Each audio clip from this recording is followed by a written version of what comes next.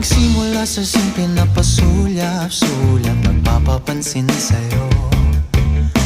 Umabot sa palitan ng mga mensahe, kilig na kilig ako. Kumusta, kain na, hello, magandang umaga. Ingat ka, pahinga, huwag kang masyadong magpupuyat pa. Naramdaman ng puso na dahan-dahan akong nahuhulog sa'yo. Sa kada araw natin na pag-uusap, meron nang